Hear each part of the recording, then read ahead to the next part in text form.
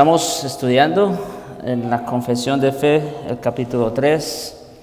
Está hablando sobre el decreto de Dios, un decreto que se extiende sobre todas las cosas, como hemos estado revisando las últimas veces que hemos estado en este estudio.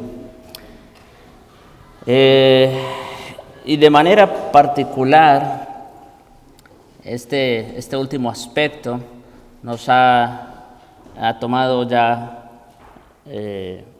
varios domingos, porque creo que es el aspecto donde más conflictos, donde más presuposiciones hay de parte de la gente con respecto al decreto de Dios. Entonces, por eso nos hemos detenido un poco más y tiene que ver en la soberanía de Dios sobre los hechos pecaminosos, ¿verdad? ¿Cómo puede un Dios santo, justo, bueno, apartado del mal, que no puede ver el pecado, cómo puede ese Dios decretar el pecado, ¿sí? Y a la vez no ser el autor del pecado? Porque esa es la gran pregunta. ¿Cómo puede Dios decretar el pecado, ser soberano sobre los hechos pecaminosos y no ser el autor del pecado y por lo tanto no ser responsable o culpable por él mismo? Eso es lo que hemos venido respondiendo, hermanos, estos últimos domingos. Así que vamos a continuar, pero antes vamos a ponernos en las manos del Señor una vez más para que sea Él nuestro guía, nuestro maestro. Oremos. Bendito Señor y Padre nuestro, gracias damos por este día que nos has dado, Señor, para venir como tu pueblo, para adorarte, para servirte en espíritu, en verdad. Damos gracias por la disposición que pones, eres tú quien lo hace, Señor. En nosotros no hay nada bueno. Te damos gracias entonces por toda tu obra. Y gracias, Señor, porque te complaces en bendecirnos, instruirnos con tu palabra. Y por eso te rogamos en esta hora vengas nuevamente a nuestro encuentro para que nos hables al corazón, que esto no se quede solo en palabras, en conocimiento, sino que esto también, Señor, redunde en una edificación para tu iglesia y para tu gloria. Te lo suplicamos, oh Dios, ten misericordia de nosotros, en Jesucristo. Amén. Amén. Bien, hermanos, ¿recuerdan algunas de las cosas sobre las cuales Dios es soberano, que Él ha decretado? Eso es un repaso que hemos estado haciendo, ¿verdad? Últimamente. Sobre Satanás, muy bien. Los demonios. La naturaleza, los eventos de la naturaleza, muy bien. ¿Cómo? Los ángeles, sí, exactamente, por supuesto, los ángeles. Los eventos casuales o accidentales, ¿no? Lo que a veces uno dice ocurrió por casualidad o fue un accidente. Bueno, en Dios no hay accidentes, ¿verdad? Muy bien. ¿Algún otro?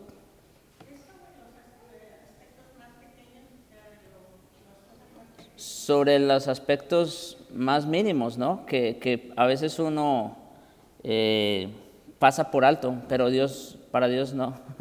Para Dios también son importantes esas cosas. El cuidado que Él tiene de toda su creación es increíble. ¿Y qué tal sobre el sufrimiento? Sobre la enfermedad, sobre la muerte. También, por supuesto que sí. Bien, hermanos, entonces seguimos aquí, a ver si Dios permite, terminamos hoy este este punto de la soberanía de Dios sobre los hechos pecaminosos.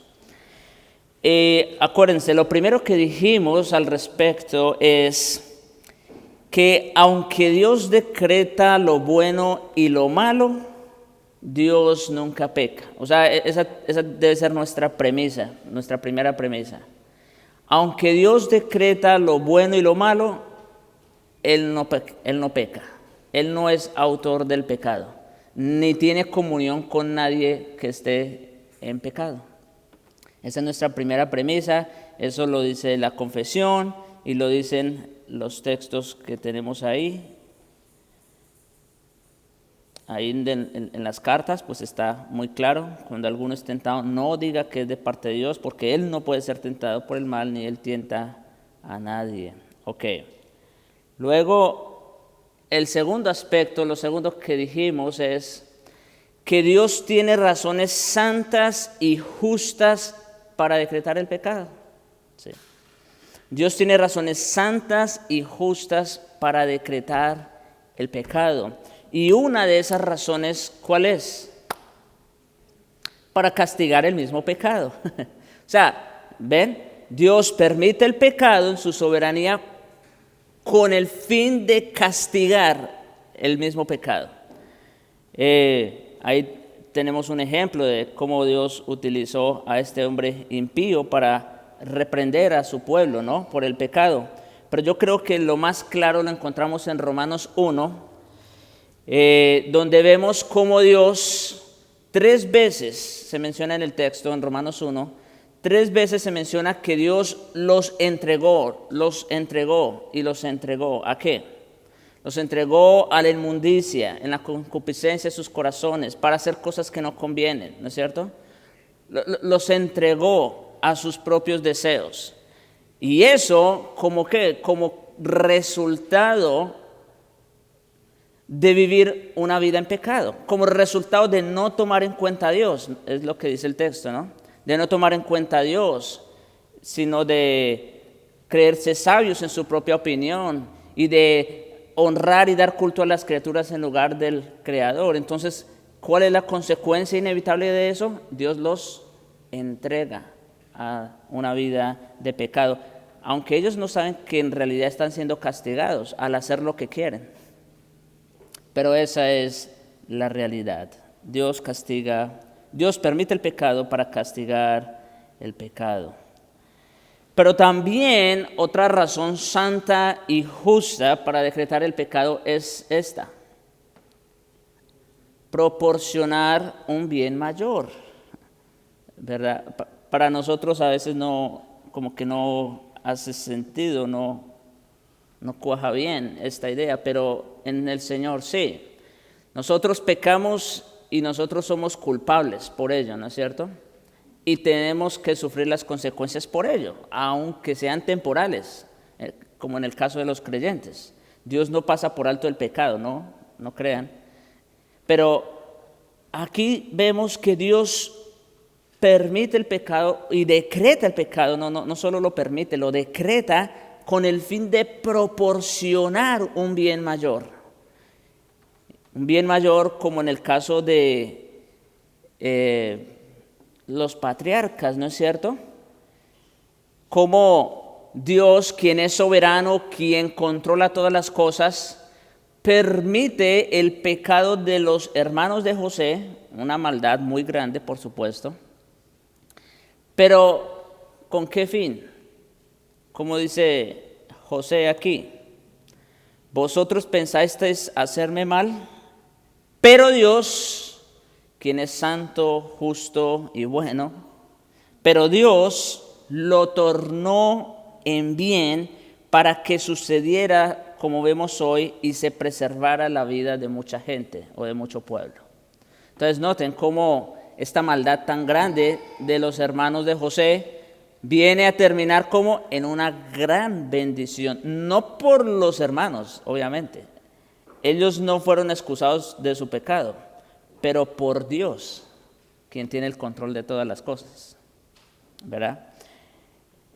Vimos aquí el caso de Pedro, ¿no es cierto? Como el Señor de antemano le avisa, se puede decir, lo que Satanás va a hacer con él, pero no solo eso, sino que también le confirma su plena restauración. Y bueno, yo creo que el mayor de los casos, yo creo que ya lo debemos tener claro cuál es, ¿no? ¿Cuál fue el peor crimen en la historia? ¿Cuál es? La muerte de Cristo. No les dé miedo decir, hermanos. Para eso estamos en una escuela. La muerte de Cristo ha sido el peor crimen en la historia. Porque, bueno, a veces uno dice, mataron unos niños inocentes. Sí y no. O sea, no son inocentes completamente, ¿verdad? En el sentido pleno de la palabra. Y claro, obviamente eso es una infamia, eso es una calamidad. Pero matar al santo de los santos, eso no tiene nombre, ¿no es cierto? Entonces, ese es el peor crimen de la historia. Sin embargo, vemos cómo Dios tornó el peor crimen de la historia para lograr el mayor bien en la historia, ¿no es cierto? ¿Y cuál es el mayor bien en la historia, hermanos? La salvación. O sea, cómo Dios, ¿verdad?, en su soberanía decreta y ordena que cometan este crimen, y como dice aquí, ¿verdad? Él mismo preparó todo, el escenario, las causas, como vamos a ver en un momento. Él preparó todo, las personas quienes iban a llevar a cabo este crimen. Él lo preparó todo de antemano con el fin último de proporcionar a la raza humana el mayor bien, que es la salvación. La salvación. Muy bien. Ahora, avancemos un poco más. Un tercer aspecto. Aquí vamos a explicar bien. Dios no hace violencia a la voluntad de la criatura. Escuchen esto. Dios no hace violencia a la voluntad de la criatura, sino que en su sabiduría dispone todas las cosas, escuchen, y establece las causas para llevar a cabo su decreto. Ok, entonces, si pensamos, por ejemplo, en los que causaron la muerte de Cristo, ¿Dios forzó la voluntad de ellos para que cometieran ese crimen? ¿Violó sus conciencias para que ellos hicieran lo que no querían hacer? ¿Ven, mis hermanos? Porque muchos nos malentienden. Yo creo que ustedes saben. Muchos piensan que cuando nosotros hablamos de que Dios es soberano y de que Él decretó las cosas, es como que, bueno, pues es que la criatura no tuvo otra opción. Pobrecitos. ¿No es cierto? No, mis hermanos, no fue así. Cuando ellos hicieron lo que hicieron, lo hicieron libre y voluntariamente. No fueron forzados, no fueron obligados a hacer lo que no querían hacer. Ellos lo hicieron voluntariamente. Bueno, no hay que ir tan lejos. Los evangelios nos relatan, ¿no? ¿Desde cuánto tiempo atrás los fariseos procuraban matarle? Dice en muchas partes, ¿no? Cómo ellos procuraban la muerte del Señor. Así que, no, mis hermanos, Dios no hace violencia a la voluntad de la criatura, sino aquí está la explicación de cómo se conjugan estas dos cosas, cómo se conjuga la soberanía de Dios en su decreto, pero por otro lado la responsabilidad del hombre al pecar, sino que en su sabiduría dispone todas las cosas y establece las causas para llevar a cabo su decreto. Otra vez, Él preparó todo, el escenario, las personas, pero ellas a su vez fueron responsables de sus actos. Es lo que dice también la confesión. Dice, ni se hace violencia a la voluntad de la criatura, ni se quita la libertad o contingencias de las causas voluntarias. Eso lo que quiere decir es, bueno, lo que ya hemos dicho, que Dios no viola la voluntad de la persona para hacer que haga lo que ella no quiere. No es así.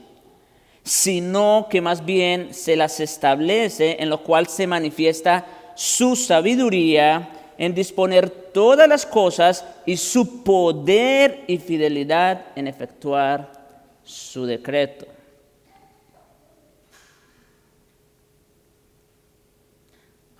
Cuando Dios había determinado la muerte de Acab, ¿recuerdan? La derrota también. Ahí tenemos otro caso.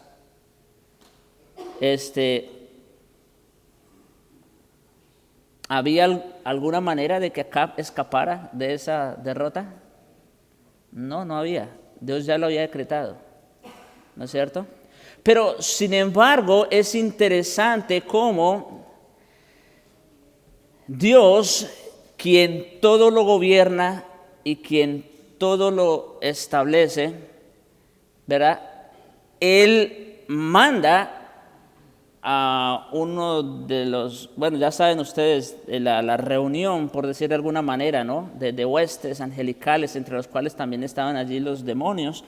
Y cómo Dios en su soberanía permite y decreta que uno de ellos vaya y sea mentira en la boca de los profetas del rey Acab. ¿Con qué fin? Con el fin de que Acab ciertamente vaya inevitablemente a esa guerra. ¿Para qué? Para que muera allí, como Dios lo había determinado. ¿Qué vemos allí? Vemos la sabiduría de Dios orquestando todo. ¿Sí se dan cuenta? Orquestando todo. Estableciendo las causas incluso. Porque si no hubiera sido así, si no hubiera sido por ese ángel que llevó mentira en la boca de sus profetas y todo lo que pasó acá, entonces quizás no hubiera ido a la guerra y no hubiera pasado lo que pasó. Otra vez vemos aquí entonces a un Dios que es soberano sobre todas las cosas, pero que sin embargo no por eso es autor del pecado. Ok, vamos a ver entonces aquí, este es un caso muy común que se menciona, el caso de David en 2 de Samuel 24:1. Mire cómo dice allá el texto, en 2 de Samuel 24:1. De nuevo la ira del Señor se encendió contra Israel. Noten de quién está hablando. ¿De quién está hablando el texto? ¿Quién estaba airado? Dios. O sea, eso lo dice el texto, eso es palabra de Dios. Dios estaba airado contra Israel. E incitó a David, mire cómo dice, incitó a David contra ellos diciendo, ve, haz un censo de Israel y de Judá. ¿Qué vemos allí? Vemos que Dios en su soberanía, quien orquesta todas las cosas, incita a David para hacer un censo. Ok, pero en 1 Crónicas 21:1 leemos lo siguiente. Y se levantó Satanás contra Israel e incitó a David a hacer un censo de Israel. Pregunta, ¿quién incitó a David? ¿Dios o Satanás? Porque hay una diferencia muy grande.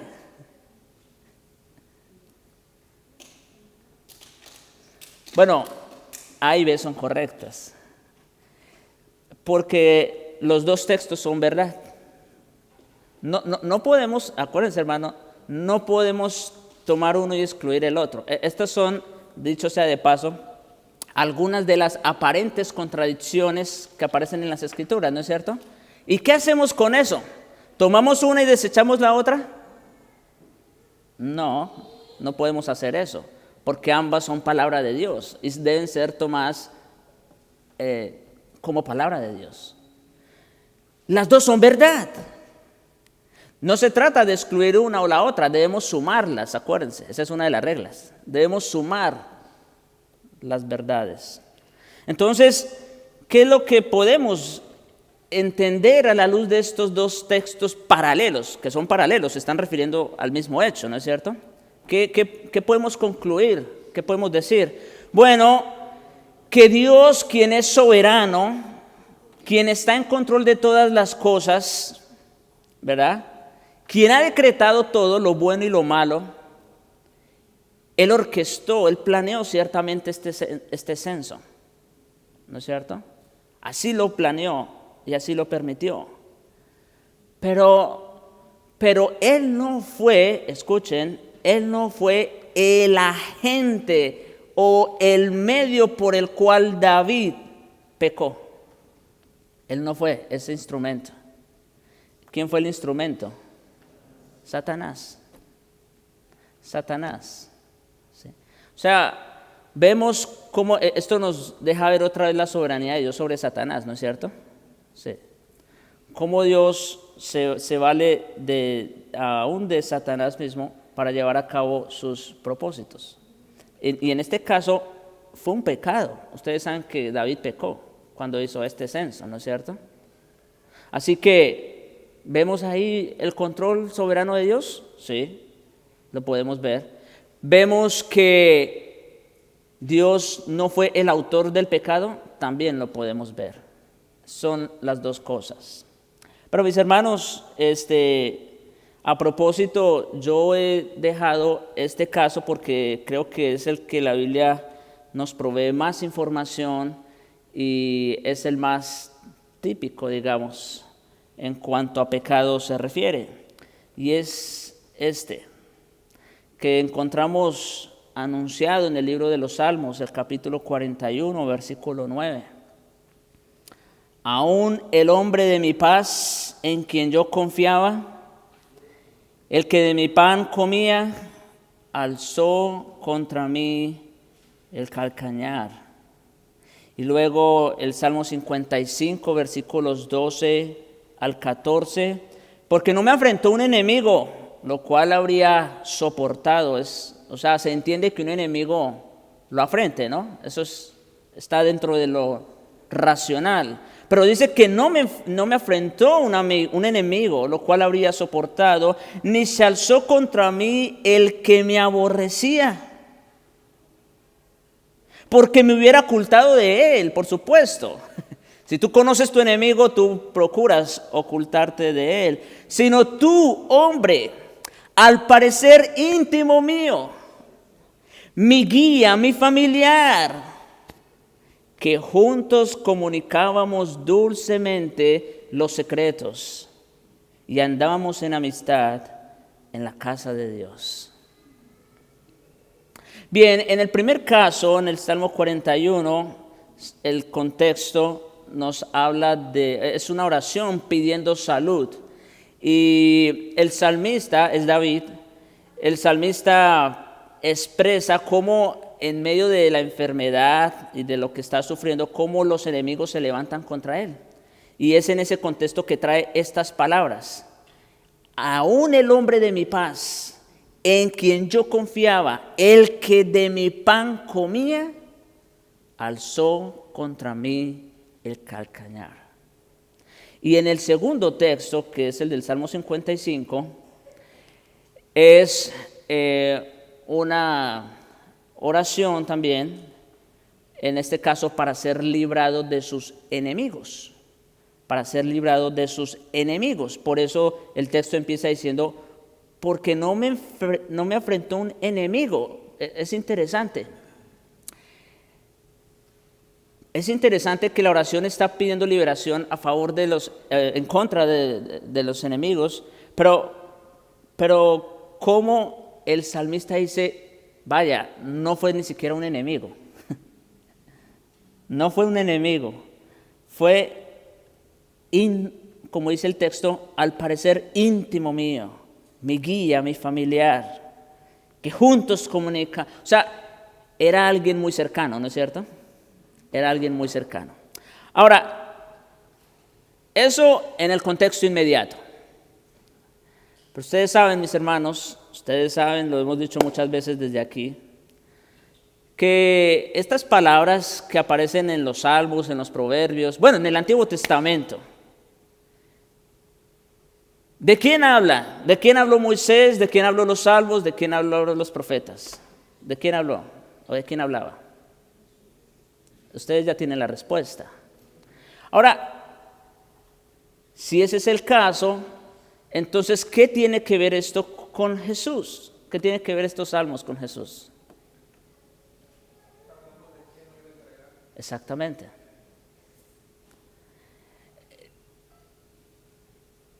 Está, como una vez escuchamos en una clase, si no ves a Jesús aquí, vemos lo que puede pasar cuando Él está ausente.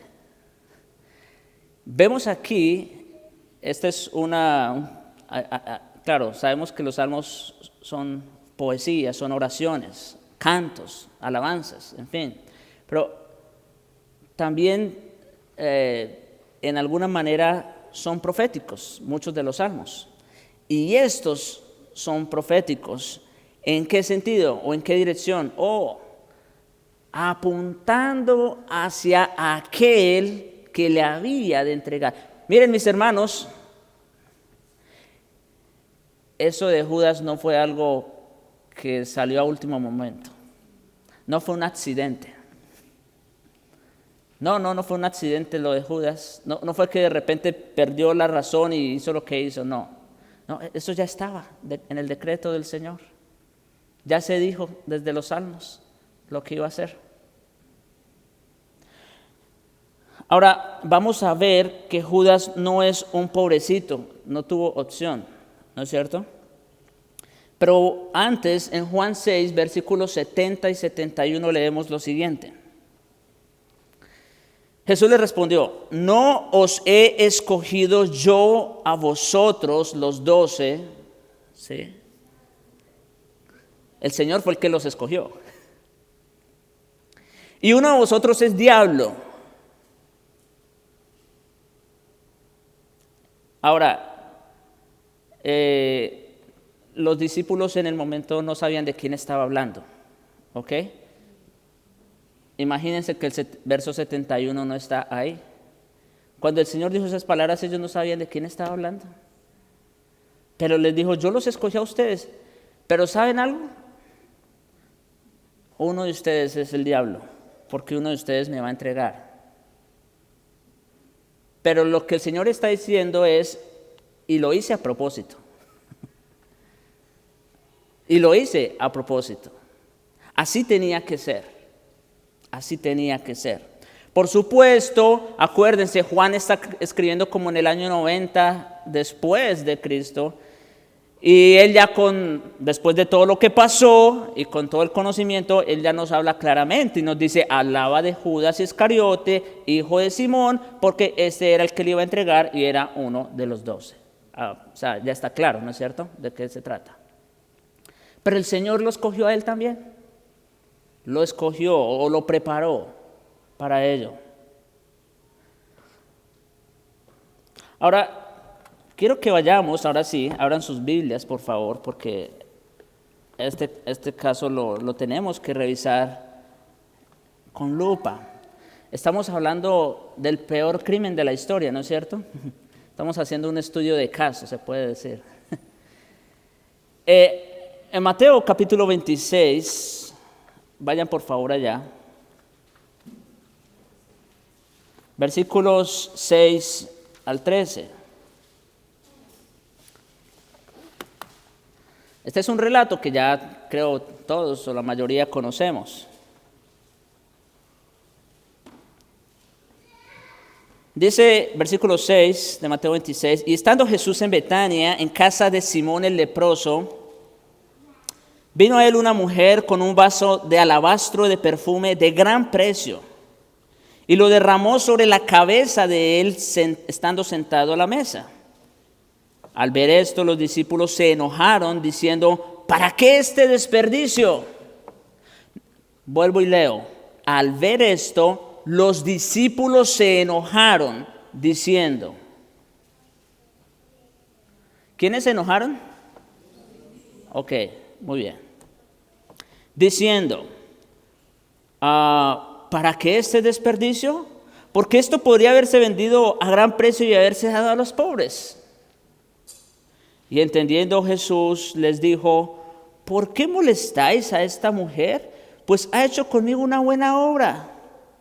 Porque siempre tendréis a los pobres con vosotros, pero a mí no me tendréis. Porque al derramar este perfume sobre mi cuerpo lo ha hecho a fin de prepararme para la sepultura. De cierto os digo, donde quiera se predique este evangelio, en todo el mundo también se contará lo que ésta ha hecho en memoria de ella. Ahora, esa fue la respuesta que el Señor dio a los discípulos, dice el texto, ¿no es cierto? Dice que los discípulos se enojaron mucho al ver este desperdicio. Eso no es palabra de Dios, por supuesto que lo es. Los discípulos reaccionaron negativamente ante este evento. La pregunta que tenemos que hacer es, ¿qué fue, escuchen hermanos, qué fue lo que provocó esta reacción en los santos discípulos del Señor? ¿Sí? Esa es la pregunta. ¿Qué fue lo que provocó esta alarmante respuesta de los discípulos? ¿Quién prendió las alarmas, como se dice comúnmente, en el grupo de los discípulos? Entonces, gracias a Dios tenemos relatos paralelos en los evangelios, ¿no es cierto? Y uno de ellos en el libro de Juan, otra vez, el capítulo 12. Está hablando del mismo evento. De la mujer que regó este perfume de alabastro, etc. Pero mire cómo dice allá, más específicamente, versículos 4 al 6. Y dijo uno de sus discípulos, ¿quién? Sí. Judas Iscariote, hijo de Simón, el que le había de entregar. Oye esto. ¿Por qué no fue este perfume vendido por 300 denarios y dado a los pobres? ¿Quién prendió las alarmas en los discípulos, en el cuerpo de los discípulos? Ahora, es interesante, son textos paralelos. Aquí los discípulos dicen, ¿para qué tanto desperdicio? Judas, voy a leer y luego voy a explicar. Luego dice, pero dijo esto, Juan, acuérdense, ya el versículo 6 es doctrina, porque es Juan explicando lo que sucedió. ¿Sí?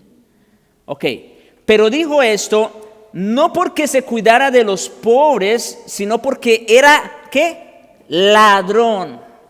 Era ladrón y teniendo la bolsa, sustraía de lo que se echaba en ella. Ahora, otra vez, cuando el Señor dijo esto, cuando ocurrió este evento, los discípulos no sabían nada de eso.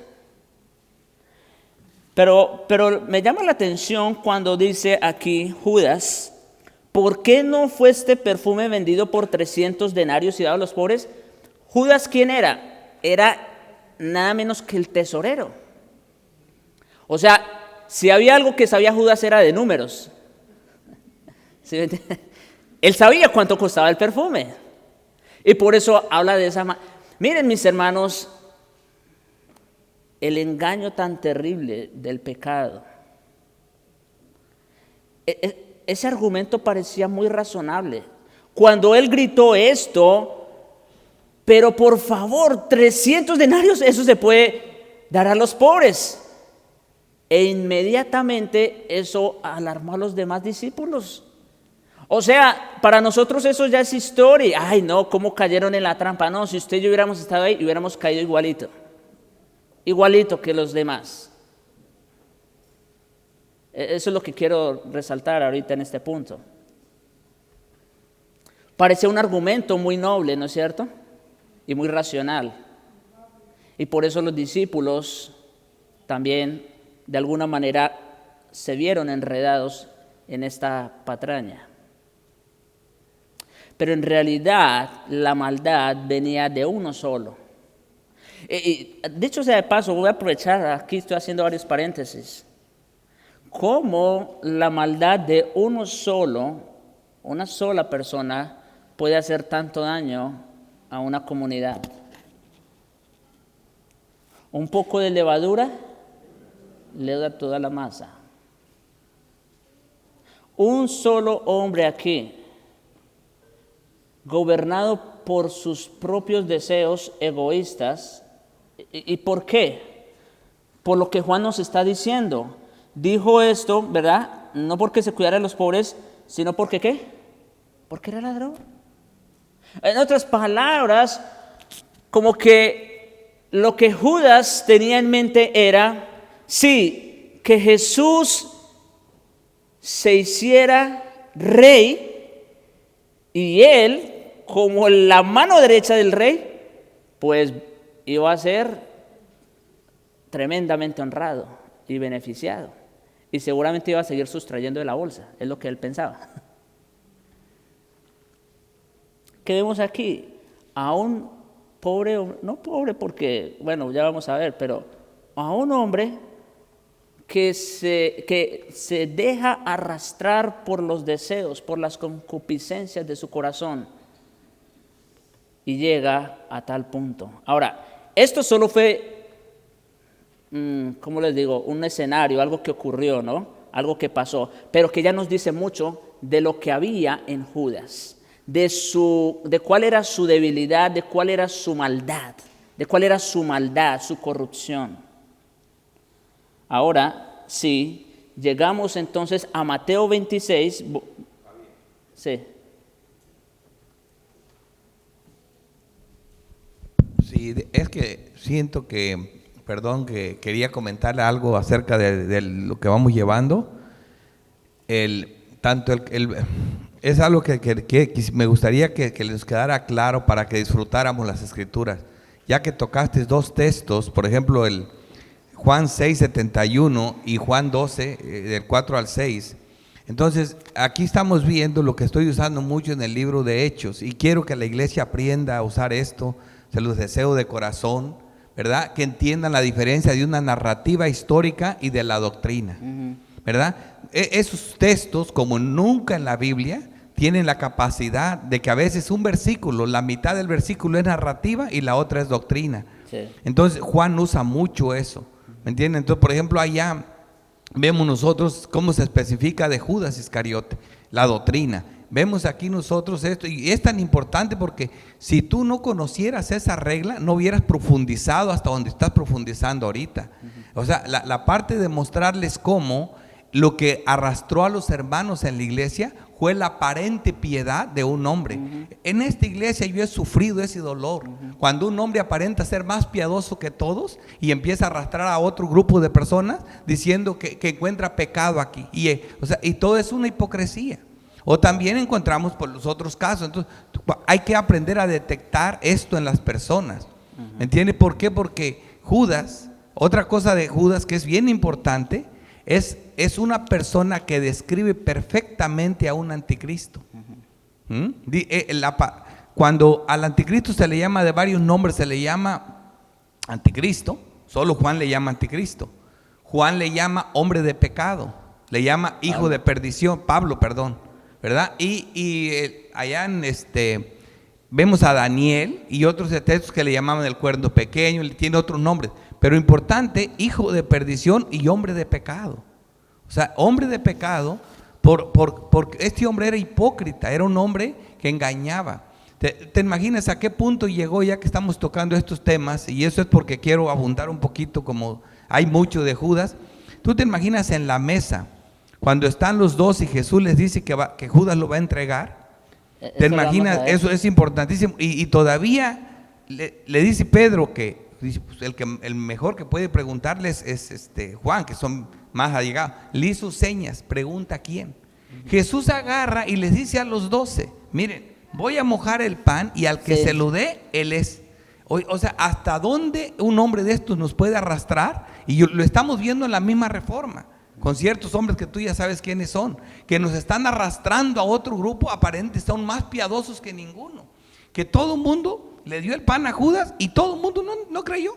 No, aquí ni Cristo tiene razón. ¿Cómo Judas? Nosotros conocemos su perfil. O sea, la hipocresía es el perfil de los anticristos. No piensen que van a atacarlos con cara de maldad, son hipócritas. Sí, por eso les dije, cuando Juan dice pero esto dijo no porque se cuidara de los pobres, sino porque era ladrón, esto lo dice, acuérdense, en el 90 después de Cristo. Esto ya lo dice como apóstol, esto ya es doctrina. En el momento cuando pasó eso, todos los discípulos fueron arrastrados por él. Eso es lo que quiero resaltar. Todos los discípulos fueron arrastrados con él, cayeron en el juego, se puede decir, de Judas. Ahora,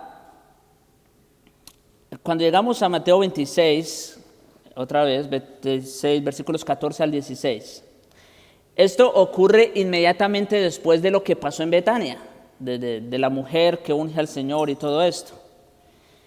Aquí entonces ya sale más a la luz. Entonces uno de los 12, que se llamaba otra vez Judas Iscariote, fue a los principales sacerdotes y les dijo, acuérdense, él había acabado de dar un argumento aparentemente noble, ¿no? Si hubiera vendido esto por 300 denarios y se podía dar a los pobres, pero ya sabemos por qué lo dijo. Ahora aquí mire lo que dice, ¿qué me queréis dar y yo os lo entregaré?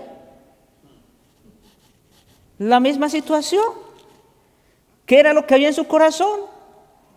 Codicia, avaricia, hambre por el dinero. Eso era todo. Ese era todo su problema. Y eso fue lo que lo llevó a entregar al Señor. ¿Qué me queréis dar y yo os lo entregaré? Y note, fue con aquellos que sabían que estaban en contra del Señor. Fue con los principales sacerdotes. Y ellos le asignaron 30 piezas de plata. Y escuchen, y desde entonces buscaba oportunidad para entregarle. Pregunta, ¿los discípulos sabían esto? Esa es una pregunta que se tiene que responder. ¿Los discípulos sabían de esto que Judas estaba tramando? No. ¿Por qué? Como dijo el pastor Ricardo, es sigiloso. ¿Sí? Es sigiloso, va con cuidado, se cuida. No quiere que lo vean. Pero ya estaba tramando esa maldad desde entonces.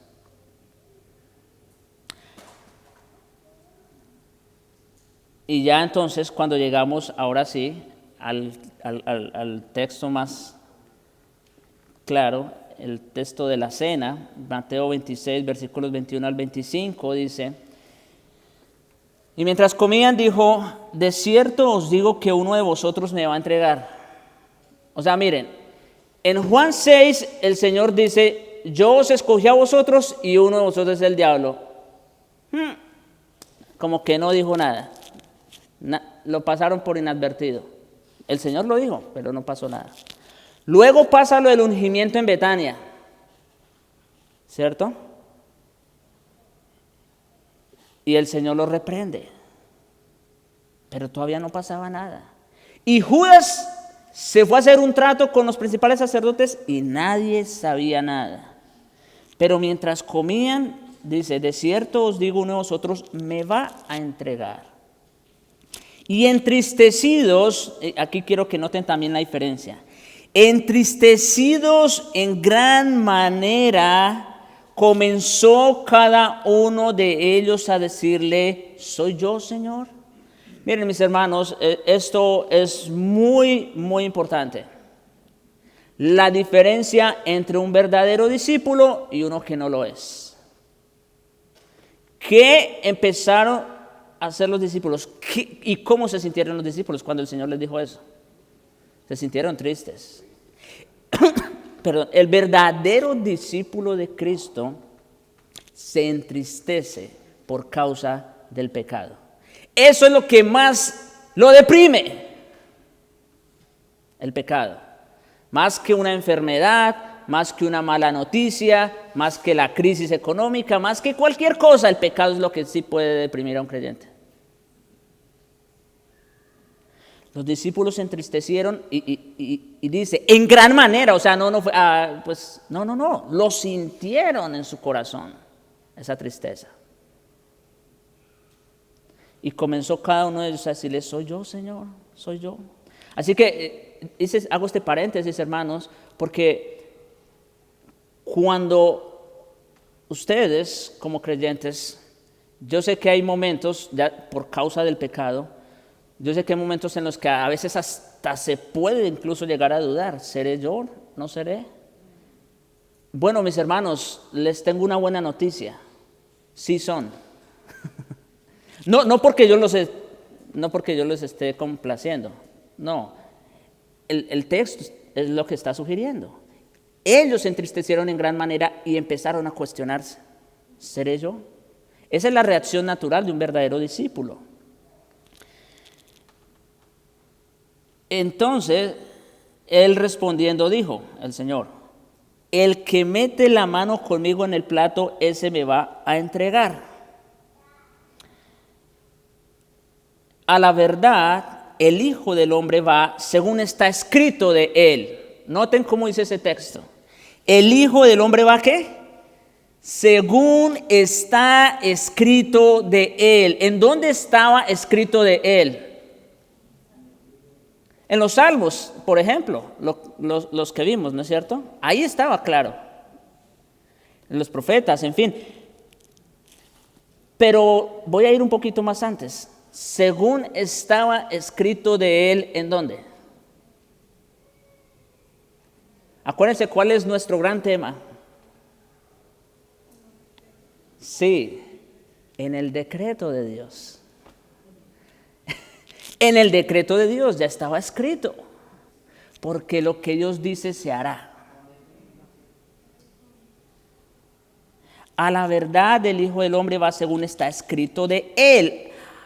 Entonces, pobrecito, no tiene opción, no. Mas ay de aquel hombre, eso es una maldición. Ay de aquel hombre por quien el Hijo del Hombre es entregado. Bueno le fuera a ese hombre no haber nacido. Entonces respondiendo Judas, ya después de todo lo que dijo el Señor, de esa maldición tan fuerte, ¿soy yo, maestro? Ahora sí. ¿Y qué dice? Tú lo has dicho. Y en el texto paralelo, no lo tengo aquí, pero es el texto que mencionó también Ricardo. Juan le pregunta al Señor, ¿y quién va a ser? ¿Quién será el que a quien yo le diera el pedazo de pan? Y mire lo que dice Juan 13, versículos 26 y 27. Y mojando el pan, ¿qué dice? Lo dio a Judas Iscariote, hijo de Simón, y después del bocado, Satanás entró en él. Y ya sabemos lo que pasó. Hasta Jesús le dice, lo que vas a hacer, hazlo pronto, porque la hora se acerca. Jesús ya sabía que había venido. Pero vemos, hermanos, cómo se conjugan ambas cosas, cómo se conjuga el decreto de Dios, la soberanía de Dios en acción, versus la responsabilidad de este malvado hombre. Judas no pecó, no entregó al Señor porque no tenía otra opción, porque estaba obligado porque Dios lo presionó para que hiciera lo que no quería. No, ya vimos los textos, y en particular ese texto donde unge a Jesús en Betania, vemos claramente lo que había en el corazón de Judas. Lo que había en el corazón de Judas era maldad, avaricia, codicia. Y eso fue precisamente lo que lo movió a hacer lo que hizo. ¿Cuánto me van a dar? Y yo se los voy a entregar. Entonces, hermanos, espero que haber tratado este caso en particular nos ayude a ver cómo, vuelvo y repito, cómo Dios, quien es soberano, y quien ha decretado lo bueno y lo malo, no es autor del pecado, ni tampoco se complace con nadie en el mismo. Mire lo que dice el Señor: ay de aquel hombre, ay de aquel por quien el Hijo del Hombre se ha entregado. Bueno le fuera no haber nacido, ¿no es cierto? O sea, ¿qué vemos aquí? Soberanía de Dios, responsabilidad del hombre. No se contradicen, ya lo vimos en este caso, no se contradicen, se complementan. Y esto, mis hermanos, nos lleva a concluir, a decir lo siguiente: Dios no decreta lo que sabe que va a suceder. Escuchen esto, vuelvo y lo repito. Dios no decreta lo que sabe que va a suceder. O sea, no fue que Dios puso una especie de telescopio y miró al futuro quién era el que iba a entregar al Señor. No, no fue así. Sino que Él sabe lo que va a suceder porque lo decreta. Es al contrario. El decreto de Dios no se basa en la presencia de Dios o en el conocimiento previo de Dios. No, es al contrario. Él conoce lo que va a suceder porque Él ya lo ha decretado de esa manera. Eso es soberanía de Dios, en absoluto. Como dice Isaías 46, 9 y 10, acordaos de las cosas anteriores ya pasadas, porque yo soy Dios y no hay otro. Yo soy Dios y no hay ninguno como yo, que declaro el fin, ¿desde cuándo? Desde el principio. Declaro el fin desde el principio. Y desde la antigüedad lo que no ha sido hecho. Yo digo, mi propósito será establecido y todo lo que quiero realizaré. Estamos, mis hermanos, ante un Dios que todo lo ve, que todo lo sabe, pero que todo lo ha programado de esa manera. Y mis hermanos, otra vez, esto no es razón para caer en el fatalismo y decir, pues no tenemos opción. Cuando pecamos, pues ya el Señor lo decretó así, no podíamos hacer de otra. No, pecamos porque queremos. Pecamos como Judas. No quiero decir que es el mismo pecado, pero quiero decir que pecamos voluntariamente. Cuando cada uno de su propia, como dice Santiago, concupiscencia es atraído y seducido. No sé si tienen, yo creo, preguntas, comentarios aquí. Sí, hermana. Me surge una pregunta con respecto a la salvación. Ok, ya me queda claro de que el Señor decreta todo, ¿verdad? Ya sea las cosas pequeñas como las grandes. Y eso, como dice Dios, no decreta lo que ya sabe, sino que lo que sabe, sino que Él sabe lo que va a suceder. Pero en cuanto a la salvación, por ejemplo, hasta dónde uno puede, porque me recuerda ya Romanos 2, 9 y 10, donde dice que no hay justo ni aun uno, ¿verdad? 3:23, ¿ah? Todos han pecado. 3:10 y 3:23, donde dice que no hay justo ni aun uno, todos se hicieron inútiles, ¿verdad? Sí. Entonces, mi pregunta es, ¿hasta dónde uno puede, cómo el ser humano puede ser salvo si yo sé que no es por obras? Entonces, ¿cómo trabaja el decreto de Dios en ese aspecto de la salvación de una persona? Hermana, la invito que venga en 15 días. El hermano Daniel va a tratar ese tema en particular, el decreto de Dios en la salvación. El decreto de Dios en la salvación. Pero en breve. Y de hecho, hace poco estuve reflexionando ese punto en particular. Hay un texto que me llamó sumamente la atención, por eso reflexioné, cuando dice, el que cree, está hablando el Señor, el que cree no es condenado, pero el que no cree ya ha sido condenado. Entonces, la pregunta fue, bueno, dice, ya ha sido condenado. Está en pasado. Está en pasado. Ya ha sido condenado. En otras palabras, mis hermanas, mis hermanos, dentro del decreto de Dios, escuchen, dentro del decreto de Dios ya todo está hecho. Ya todo está hecho para el Señor. Acuérdense, Él es eterno. Para Él no pasan los días, los años. No. Él ya no solo lo sabe todo, Él ya lo ha decretado todo. Y ciertamente eso es lo que va a suceder. Entonces, con respecto a la salvación, más específicamente, el Señor ya ha decretado, ya ha ordenado para salvación a quienes son suyos. Es lo que esa parte del decreto es lo que se llama la elección incondicional. Es esa parte del decreto. Dios en su gracia y en su amor ya lo decretó desde antes de la fundación del mundo. ¿Quiénes iban a ser salvos? Y en ese sentido y en ese orden de ideas, si bien todos estábamos muertos en nuestros delitos y pecados, como dice Pablo en Efesios 2, y todos éramos hijos de ira, lo mismo que los demás, Dios desde la eternidad ya ha visto a quienes Él escogió. Y no solamente eso, no solo los ha visto, los amó. El texto que dice, con amor eterno te he amado, por tanto te prolongué mi misericordia. El Señor no solo que todo lo sabe ni que todo lo ve, sino que todo lo ha decretado.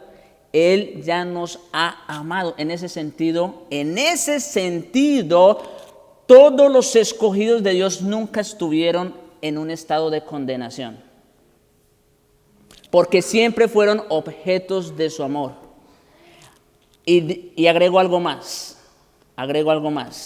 ¿Cómo puede ser que Dios hubiera amado a gente tan mala y corrupta como nosotros desde antes de la fundación del mundo? La única razón para eso, ¿sabe cuál es?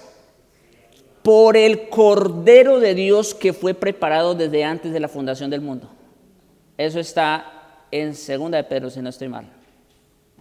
Cuando habla allí del Cordero de Dios que ya había sido sacrificado desde antes de la fundación del mundo. O sea, por eso les digo, Dios es eterno. Para Dios no pasa el tiempo. Los que son escogidos siempre fueron objetos del amor y de la gracia de Dios. Y aunque estuvieron muertos en sus delitos y pecados por un tiempo, pues precisamente por eso fue que Cristo pagó por ellos. Pero nunca estuvieron en un estado de condenación como tal. Hermano, sabiendo eso, ¿verdad? Como entiendo eso, es pecado que uno esté como que ahí dale y dale orando por la salvación de aquel ser No, que uno desea. Esa es otra pregunta que surge ahí. Y no está mal, obviamente, estar pidiendo por la salvación es más, esa es una responsabilidad que tenemos como creyentes, de orar por la salvación de otros. ¿Por qué? Por la sencilla razón de que nosotros no sabemos a quiénes ha escogido Dios para salvación. Por eso nosotros en realidad tenemos muchas más razones para predicar el Evangelio que los arminianos. Porque los arminianos predican a ver si el hombre responde. No, nosotros no esperamos que el hombre responda, porque eso nunca va a pasar. Nosotros predicamos creyendo que Dios ha escogido de antemano para salvar. Entonces tenemos razones más poderosas, de hecho, para orar y para predicar el Evangelio. ¿Ibas a decir algo rápido?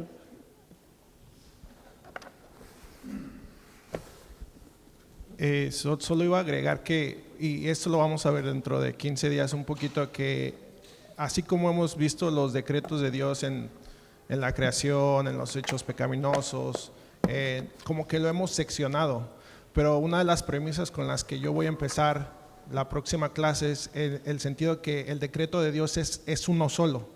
En nuestras mentes finitas, para poder entenderlo, lo tenemos que seccionar, así como lo hemos venido viendo. Uh-huh. Pero el decreto de Dios en sí, en un todo, es solo uno. Entonces, ahí es cuando nosotros a veces nos cuesta entender, o si quien no creyó ya ha estado condenado en pasado, pero al mismo tiempo Dios, en el sentido que tú mencionaste, ya nunca han estado en esa condenación porque Dios los ha elegido para salvación. Decimos, bueno, es una contradicción, ¿no? ¿Qué es lo que está pasando ahí, no? Pero la premisa, con una de las premisas que yo voy a empezar es eso, el que el decreto de Dios es uno solo. Y nosotros a veces nos cuesta entender eso como un todo, para que nosotros podamos entender, ok, nos eligió para salvación desde antes de la fundación del mundo y así, ¿no? Para no alargarlo mucho, pero Sí. eso es algo que solamente quería comentar. Muy bien, hermano. Bien, hermanos, igual, si tienen alguna otra inquietud, podemos hablar ahorita en el descanso. El tiempo ya se nos ha ido. Oremos. Bendito Señor y Padre nuestro, gracias te damos por tu palabra, que toda ella es verdad, la suma de ella, Señor. No hay contradicción alguna en ella. Más bien se complementan las verdades, se suman. Y gracias te damos, Señor, por dejarnos estas gloriosas verdades impresas en estas páginas para poder recordar quién tú eres, un Dios soberano, que estás en control de todo, que ya lo has decretado todo desde antes de la fundación del mundo, y que por la misma razón podemos confiar y descansar en ti. Sé propicio a nosotros, te rogamos, pecadores que somos. Perdona nuestro pecado, sí, porque aunque sabemos que todo está dentro de ese plan, de ese decreto, pecamos porque queremos, Señor. Perdónanos, te lo suplicamos en Jesucristo, nuestro Cordero preparado. Gracias te damos por Él, por Jesucristo. Y ayúdanos, Señor, ayúdanos dentro de ese plan maravilloso, ayúdanos a vivir cada vez más en obediencia a ti, a tu palabra, amándote, amando nuestro hermano, amando tu ley y poniéndola por obra, Señor. Te lo rogamos, oh Dios, en Jesucristo y para su gloria. Amén.